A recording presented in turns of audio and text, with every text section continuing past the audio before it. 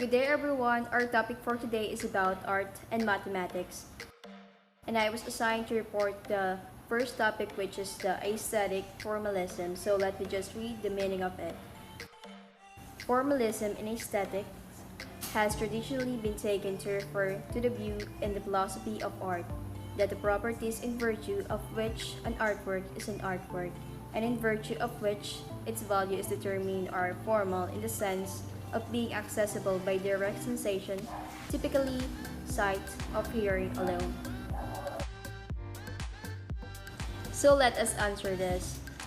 Which one is formalism? Is it the first picture, second, or the last picture? I'll give you 5 seconds for this.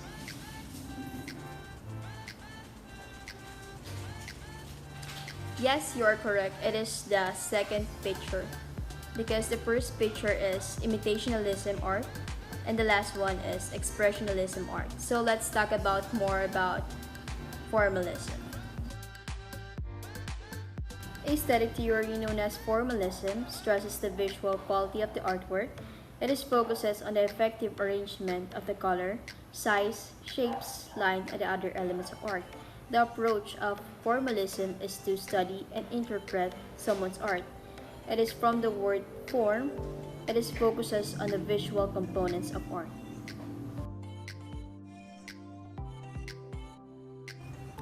Like this image, you need to appreciate the art by its design and you need to interpret it in your own way, and that is my report for aesthetic formalism.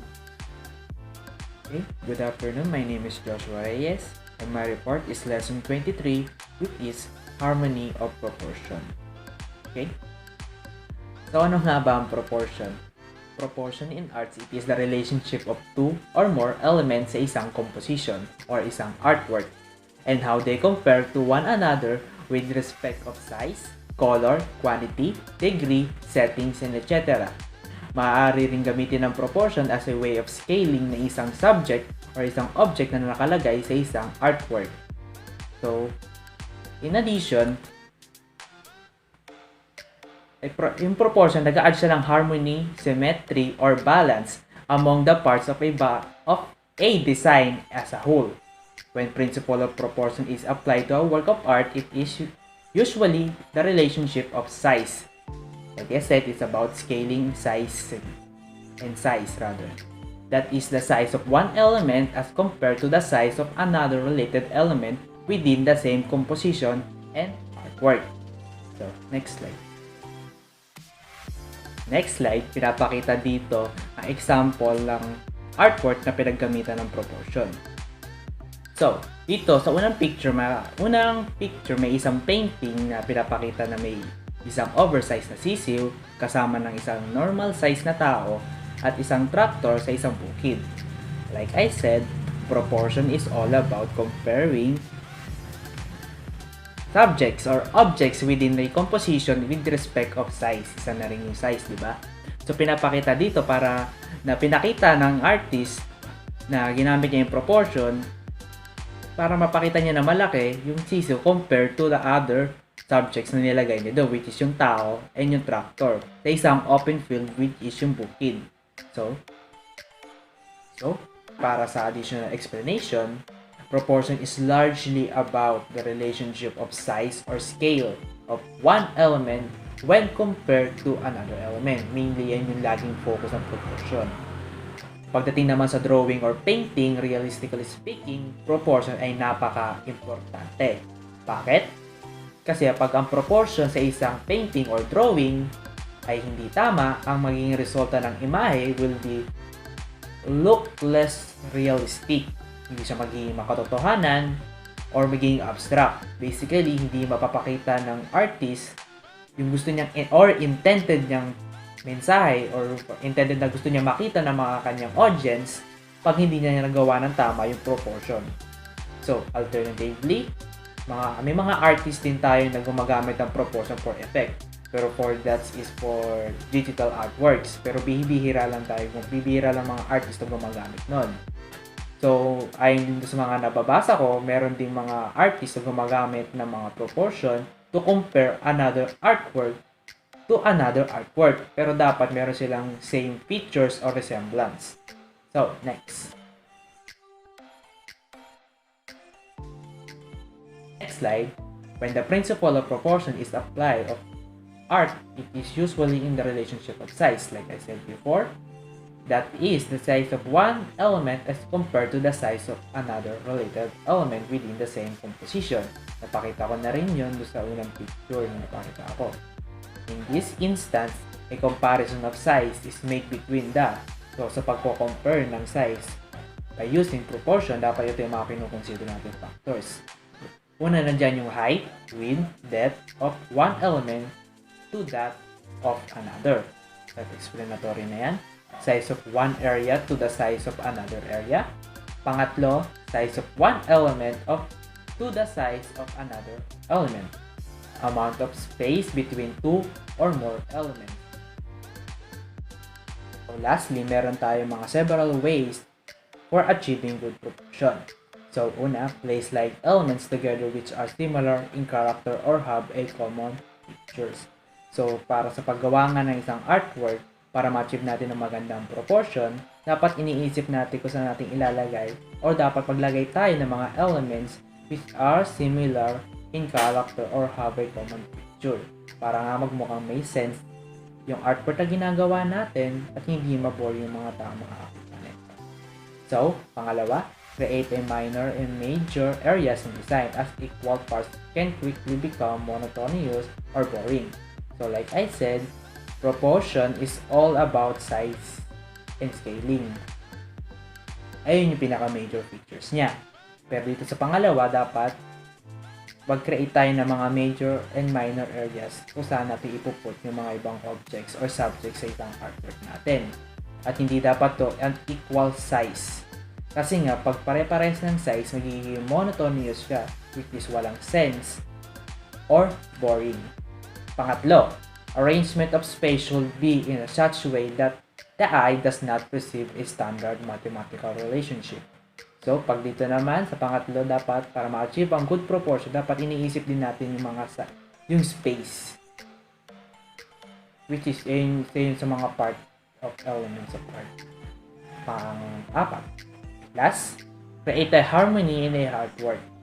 Harmony is an agreement between the shapes that stress similarities of all parts. So, ayun yung report ko. This is lesson 23, harmony of proportion. So, let's proceed to the next report. Good evening everyone, I'm Akira Rongavilla and I'm going to discuss the golden ratio or the golden measure. So, golden ratio, or also known as the phi, it is a mathematical concept that people had built up since the ancient Greek time. And phi means it goes on forever after a decimal point without repeating. Over the centuries, people had built up that phi represents perfect beauty and it is uniquely found in the nature, but in reality, it really has no basis.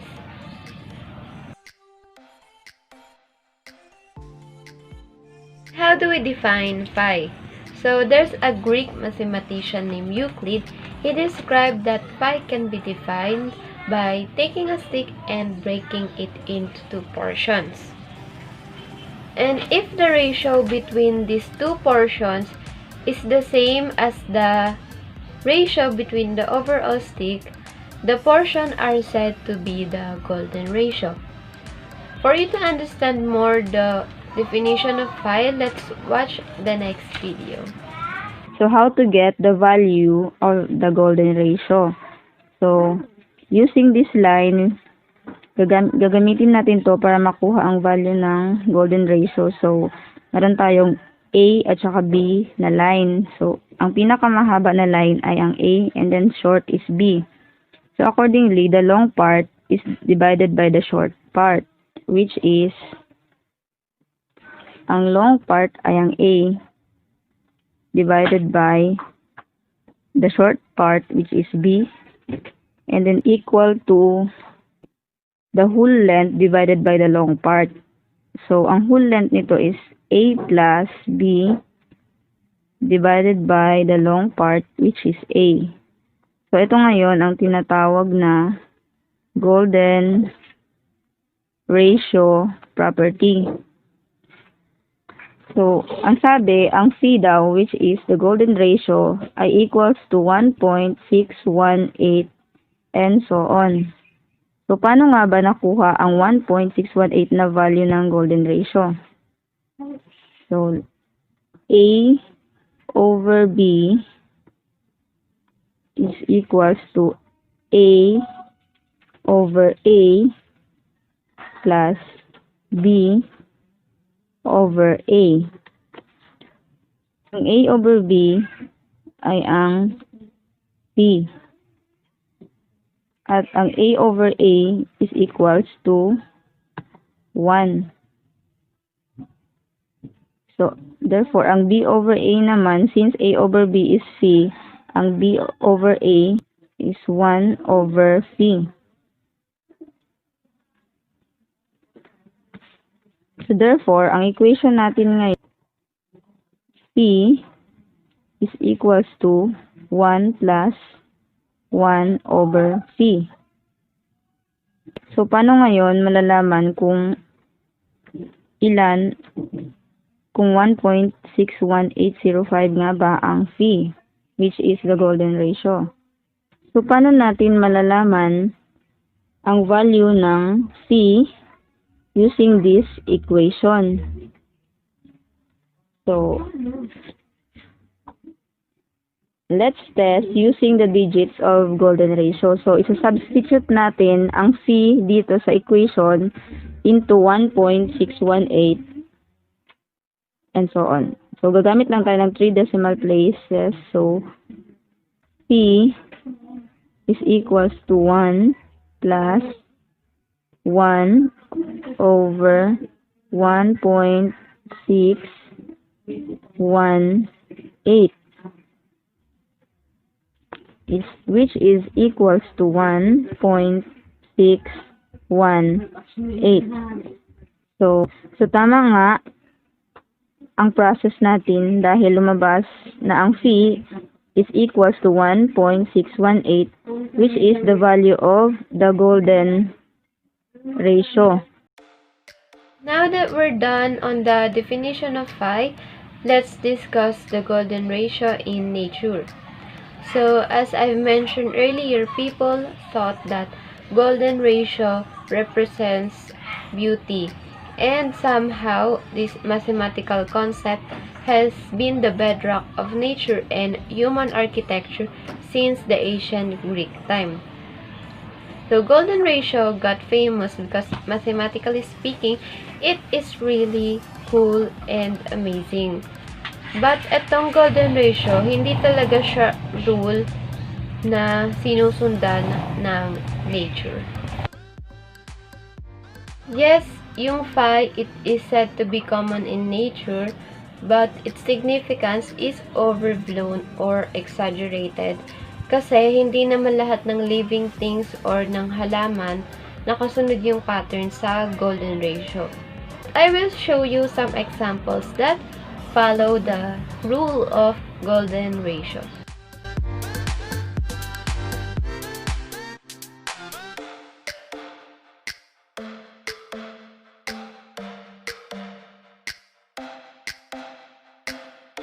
Renaissance artists use golden ratio in their arts, painting, sculptures to achieve a sense of balance and beauty. There's a professor named Kate Devlin. He is not convinced that golden ratio is a standard of beauty. So, he conducted an experiment about this and he found out that golden ratio may not be a standard of beauty that Greek philosophers believe.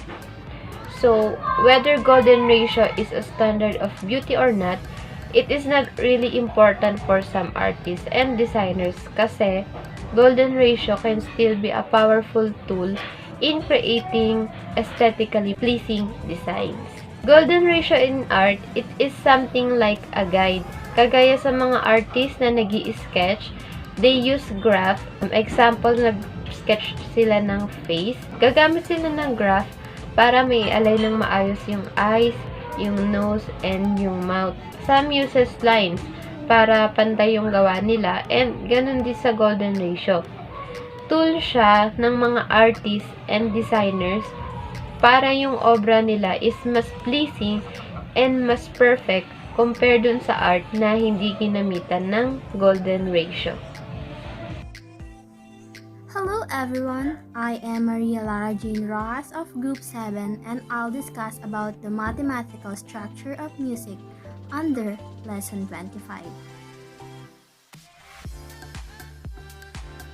Musical pieces are read much like you would read mathematical symbols. Fractions are used in music to indicate lengths of notes. Each note has a different shape to indicate its beat length or time. Notes are classified in terms of number as well.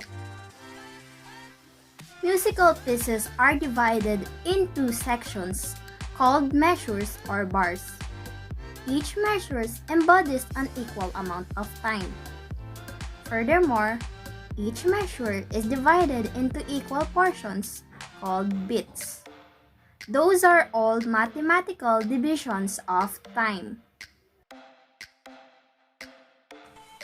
Fibonacci. The Fibonacci sequence was invented by the Italian Leonardo Pisano Bigolio, who is known in mathematical history by several names: Leonardo of Pisa and Fibonacci. The Fibonacci sequence is a series of numbers where each number is the sum of the previous two numbers. The numbers in the sequence have extraordinary mathematical properties and can be found in patterns all throughout nature, so I decided to see what they would sound like as music. To create the melody, I assigned the numbers 1 through 8 to the E major scale on the keyboard and added 0 and 9 on each side with the natural extension of the scale. I played the resulting melody with my right hand and added harmonies with my left hand. Now, the first number of the Fibonacci sequence is 0, but 0 added to itself just equals 0 forever. In fact, that's what you've been hearing in the background. In order to start the sequence, we need to add a 1.